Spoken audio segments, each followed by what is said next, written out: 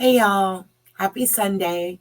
Freshly zooted. I've got some tea my son made for me. Um, I think I've got a cat in here. So that's good. I'm gonna talk about what I watched this week. Obviously my diet was I was having difficulty concentrating because of losing my mom. So and what I watched, because I was very much in my feelings, uh, kind of spoke directly to me. But then yesterday morning, I was catching up because I did not watch The Pit on Thursday night because it was too late by the time we finished Severance. And so I was catching up on Saturday morning, and boom! Tori from season 11 of Vanderpump Rules, Smoochy Smoochy, with the fine as fuck Katie Maloney, was on The Pit. So we're going to talk about that. We're going to talk about Beverly Hills. I have some unique insights as I was raised by and raised a therapist. So probably what that says is I'm very, very mentally ill, which comes as a shock to absolutely no one, as I am screaming into the void currently.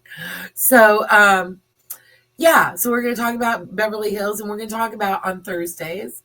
My kids and I usually hang out together, and usually what I've watched already through the week, some stuff that we watched for the first time together, I catch them up. My daughter loves to watch Beverly Hills with me, but she likes to watch the after show and like snippets of Ryan Bailey or Jolene or whomever is covering it.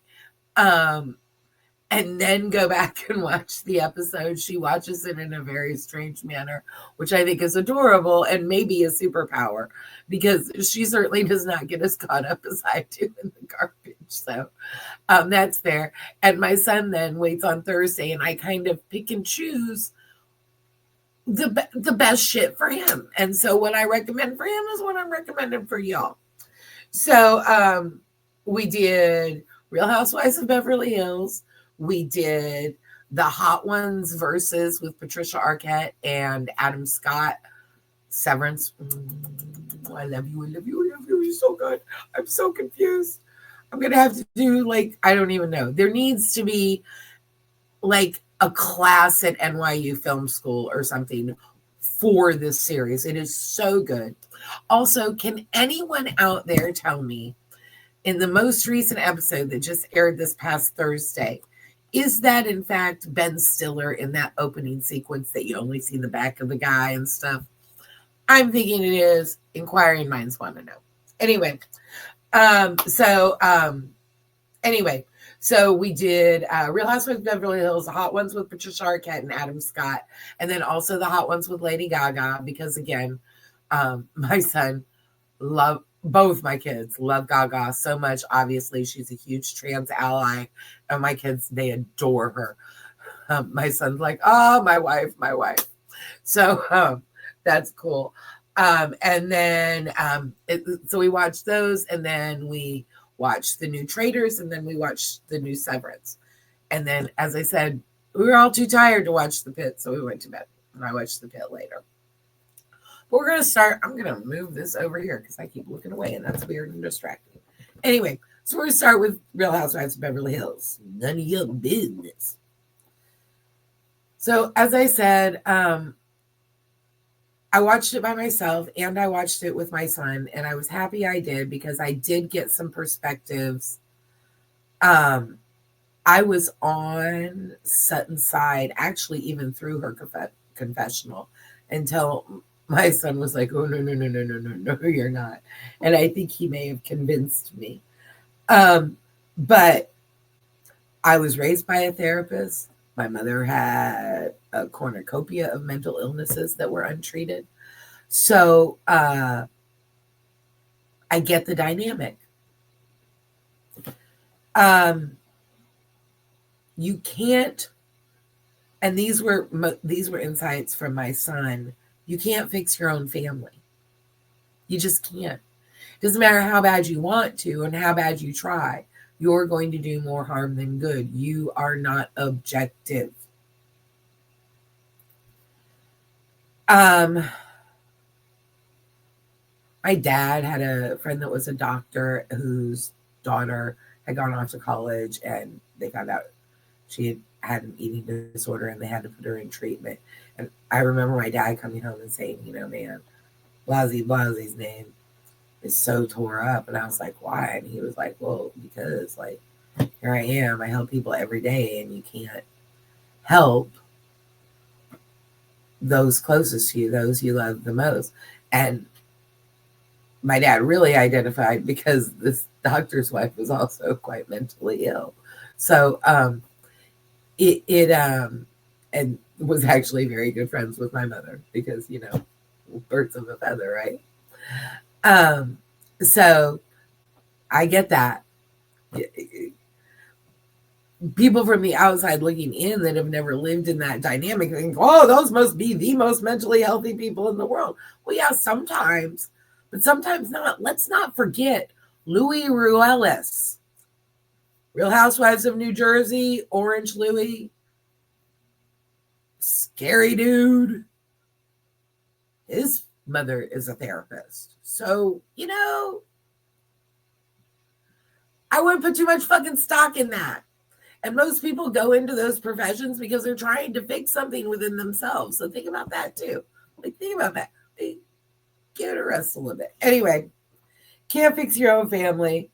Also, that people that go into those professions generally seem to attract the mentally ill. I know my son certainly has. I know my dad certainly has. I know I'm certainly mentally ill, and that's why, whatever. I'm getting help now, though. Don't worry about me. It's okay. I'm in therapy. It's okay. So I think about that. And then he brought up something real that we've experienced. I've experienced in my own home. Empathy burnout. If you give everything to your client,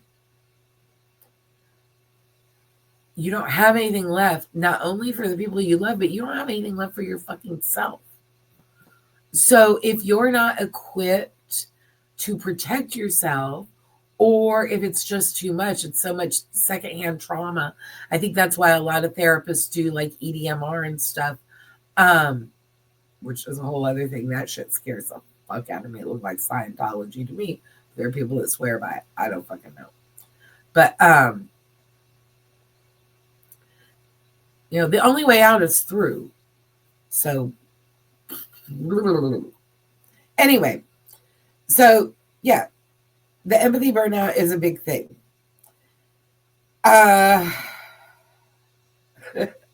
Also, at the beginning of Sutton's confessional, which I was like, when it happened, I was like, well, this is what I think. And then it happened. I pause it and I say, this is what I think. And I pause it and my son watches it. And I'm like, right? And he goes, hell no. She ratted out her mama.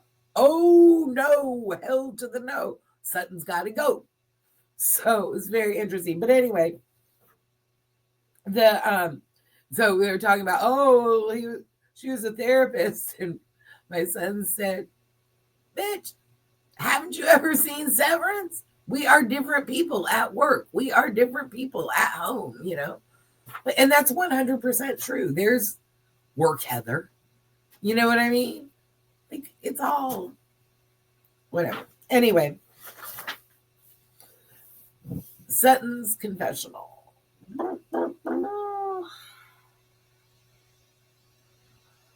Calling her mother about the pills, the gun. First of all, they're in the South. Shut the fuck up. You're in the South. And my son, he is a Southern man. Of course he would not seek help. Spit some Copenhagen on it and drink a shot of whiskey. That's what you would have heard where we lived. So, no. You know what I mean?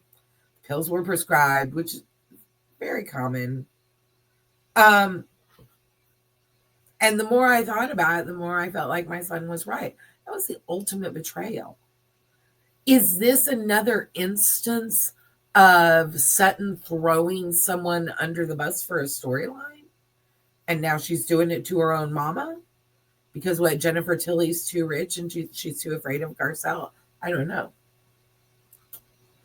It could be construed as that way though, because as much as was shared, it wasn't actually about Sutton.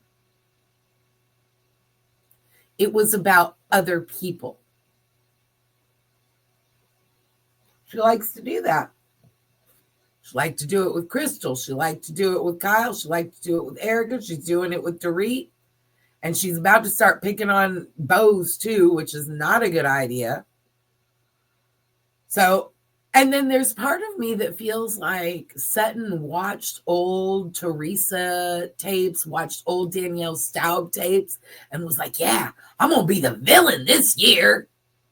That's what it seems like to me.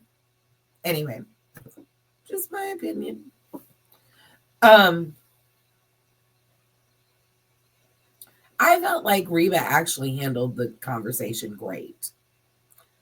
I'm very curious to know what Sutton's relationship with her mother is now that she's seen the confessional.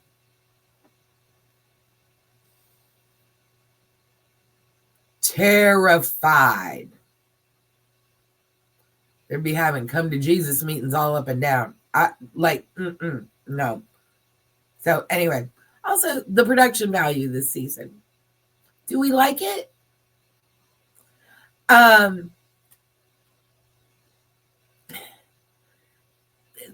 The scene on the stairs and everything was funny, but it felt scripted. Dorit, Erica, and Bose at the restaurant, the tell us more, felt scripted, rehearsed. And maybe I'm reading too much into it. I don't know. But it felt that way to me. Anyway, let's see. So is it authentic? Do y'all like it? I don't know. Y'all tell me. Put in the comments, or you can email me at popculturemusing74@gmail.com. So yeah. So that was Beverly Hills for me. Oh, wait. The most important part, and I'm going to shout out to both my son and the Disrespectfully Pod for this phrase. I simply put them together. Bose, how can you be so astute with some things and so not smart about other things? My son said that she is, in fact, the CMO of Dumb Bitch University.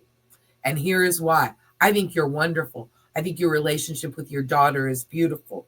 But you need to run from this motherfucker Keely.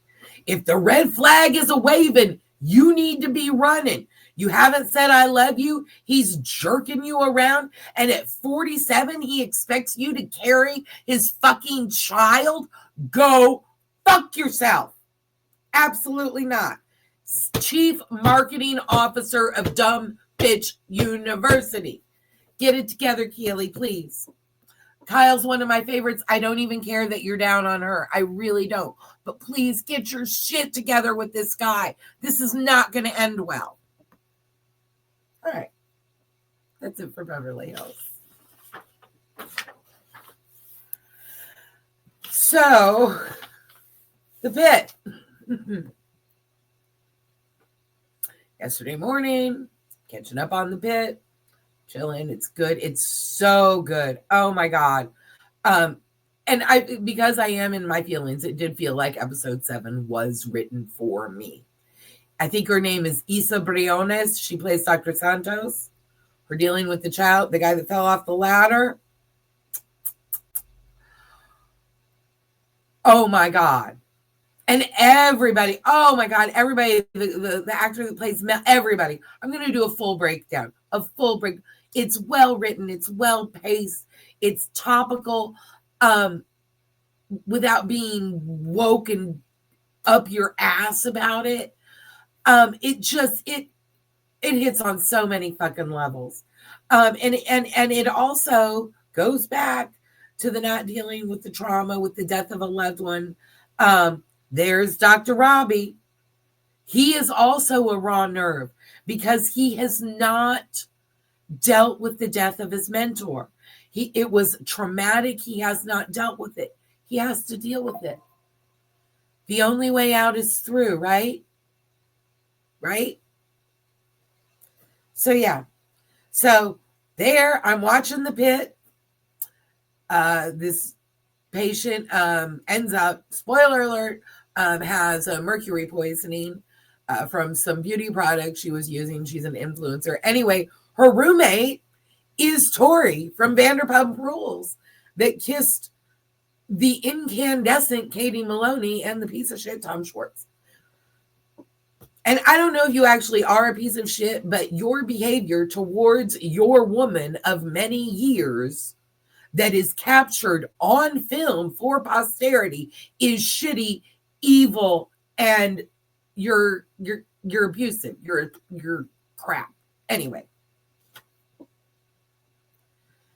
So, and I always, my son says, as I work on boundaries, as he works on boundaries in therapy and stuff, and we try, and when you're first doing that work, there's a lot of, you put up a boundary and you express it and you stick to it. And then all you have when you walk away is mind-numbing guilt. That's how I feel. I feel like I'm mean. And people will perceive you as mean because you've been a doormat for so fucking long. You've been so accommodating and people have gotten used to that. And there is a little bit of a, but the real ones will still be there. You know what I mean? But there is a little bit of a blah. And I, especially at first, and my son said, because he's a lot mentally healthier than I am. It's like you get over it and it starts to feel good and it'll be okay. But Dana and Katie from the Disrespectfully Pod were on husband material with Harry Jowsey. And then you can connect him back to Ariana because they were on Dancing with the Stars together. It's all connected. I'm going to get a tattoo and sell t-shirts and say it's all connected. Anyway, they were on his podcast and I love their takes on relationships. I look so forward to Wednesdays, and then usually while we're cooking or whatever, I will replay Disrespectfully for my son or just parts of it if I want them to hear. They're trans allies. They are so magnificent. I cannot say enough about them. So, but they were on, and so I watched that. And then I'm going to end with this. In times of uncertainty, in times of upheaval, I find that the